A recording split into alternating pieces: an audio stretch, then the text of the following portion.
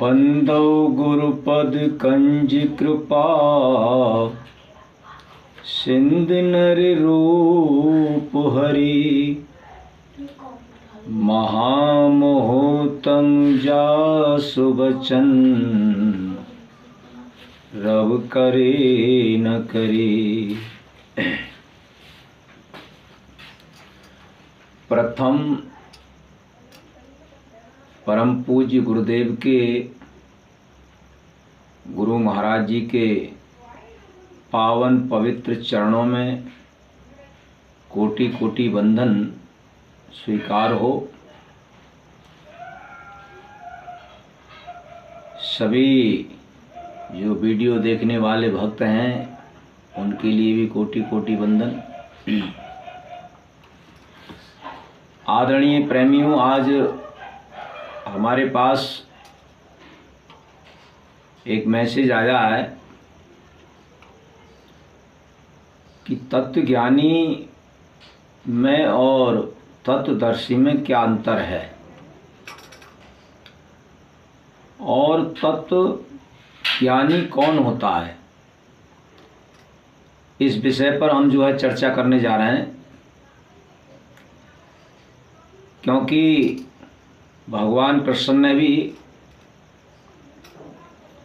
बताया है कि उस परमपिता परमात्मा के लिए तत्व से जानना चाहिए, क्योंकि जो उसको तत्व से जान लेता है वही पूर्ण मोक्ष के लिए प्राप्त होता है। उसे कहीं जाने की,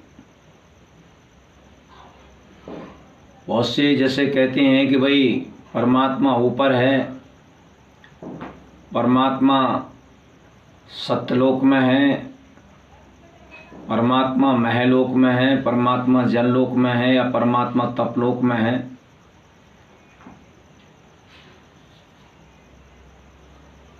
तो इसलिए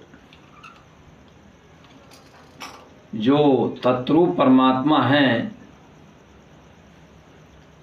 वह सब जगह पर है, जर्रे जर्रे में, कण कण में, रोम नाशक सब जगह पर व्यापक है। और उसके लिए भगवान कृष्ण कहते हैं कि तत्व से जानना चाहिए। जो उसको तत्व से जान लेता है फिर उसको और कुछ आगे जानने की ज़रूरत नहीं रहती।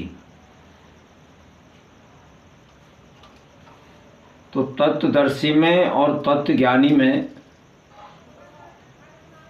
भेद क्या है, इस पर चर्चा कर रहे हैं। क्योंकि तत्वज्ञानी जो होता है वो शंका समाधान कर देता है।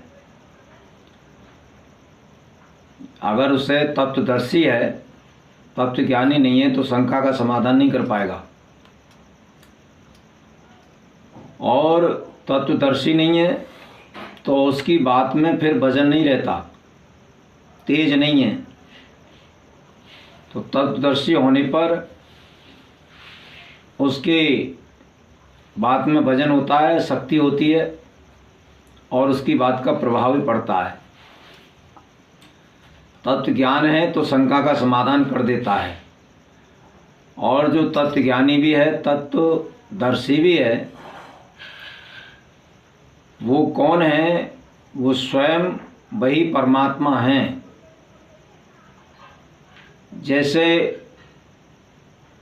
जब उसने कहा कि मैं ब्रह्म हूँ, ऐसा जो जाना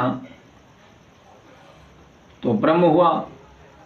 इसी तरह से ही जो जान लेता है कि मैं वही परम तत्व हूँ, परमात्मा ही हूँ, तो वो परमात्मा ही है जो अपने को तत्व से जानता है और तत्वदर्शी है, अपने स्वयं तत्व का दर्शन करता है। जो उस परम तत्व का स्वयं दर्शन करता है, अपने आप का ही वो जान लेता है कि मेरे अलावा इस संसार में और कुछ नहीं है। मैं ही सर्वव्यापक, सर्वनियंता और सर्व आत्मा हूँ, ऐसा जो तत्वदर्शी अपने को अनुभव करके अपना साक्षात्कार कर लेता है अपने तत्व का, वो स्वयं तत्वदर्शी, तत्वज्ञानी, तत्ववेत्ता परमात्मा ही है और वही हो जाता है। इसलिए प्रेमियों, इतना ही है, क्योंकि तत्वदर्शी में और तत्वज्ञानी में जो है कोई अंतर नहीं है। जैसे अगर हमारे अंदर तत्व ज्ञान है, वेद शास्त्रों से हमने पढ़ करके तत्व ज्ञान किया है, मगर हमें तत्वदर्शी नहीं बन पाए हैं, तो हमारे अंदर वो तेज नहीं आएगा। वो तेज जब ही आता है जब हम उस तत्व का दर्शन कर लेते हैं, साक्षात्कार कर लेते हैं, उसको सही वास्तविक जो जैसा है वैसा उसको जान लेते हैं। क्योंकि जैसे आज उस परमात्मा को तत्व से नहीं जाना, तो जो भगवान कृष्ण को मानने वाले हैं वो राम को नहीं मानते, और जो राम को मानने वाले हैं वो कृष्ण से द्रोह रखते हैं। और जो उसको तत्व से जान लेता है तो राम, कृष्ण, ब्रह्मा, विष्णु, शंकर, कबीर, रैदास जो भी हैं, क्योंकि प्रकृति सहित उस परमात्मा के जो गुणानवाचक, पर्यायवाचक और गुणातीत जो भेद है वो सब उसको जान करके फिर वही तत्वदर्शी, समदर्शी कहलाता है। उसको कहीं जाने की और मोक्ष पाने की भी उसको इच्छा नहीं रहती है, क्योंकि मोक्ष उसके अधिकार में है। मोक्ष का अधिकारी है, मोक्ष को प्रदान करने वाला होता है। वो जो तत्वदर्शी है वो मोक्ष को प्रदान करने वाला होता है, मोक्ष का अधिकारी होता है। क्योंकि उसके लिए हमारे स्वामी भक्तिराम महाराज जी ने भी कहा है कि उसी को जीवन मुक्ति जान, जिसको हो परम ब्रह्म का ज्ञान।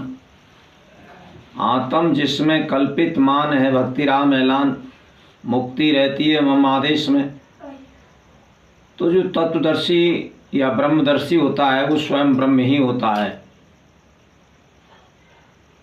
और मुक्ति उसके अधीन होती है, वो मुक्ति के अधीन नहीं होता है। मुक्ति की उसे इच्छा नहीं होती है, क्योंकि मुक्ति स्वरूप, मुक्ति उसका स्वभाव है।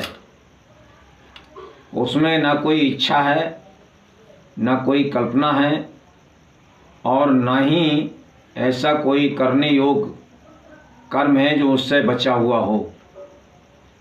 फिर भी वो जो है समाज के कल्याण के लिए, संसार के कल्याण के लिए कर्तव्य प्राण कर्म करता रहता है, समाज को सही मार्ग दिखाता रहता है, जिससे कि समाज का कल्याण हो, समाज उत्थान के मार्ग पर चले और समाज का विकास हो। इसलिए प्रेमियों, जैसे भगवान कृष्ण ने भी कहा है कि मेरे लिए कोई कर्तव्य बाकी नहीं है, फिर भी मैं संसार में मान लो कि पर्वत पर जाकर के तपस्या करता हूँ,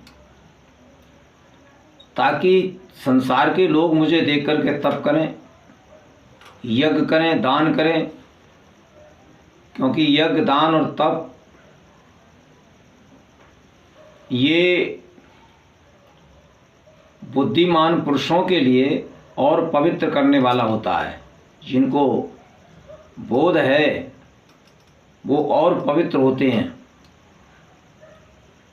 तो इसलिए ज्ञानी के लिए भी यज्ञ, दान और तप करना चाहिए, क्योंकि उससे समाज का कल्याण होता है, समाज को सही दिशा मिलती है। जब समाज का विकास होता है तो अपना विकास होता है, जो समाज के विकास में ही अपना विकास जानते हैं, समाज के हित में ही अपना हित जानते हैं, वही लोग जो है समाज में सम्मानीय होते हैं, पूजनीय होते हैं। बोलिए गुरुदेव भगवान की जय।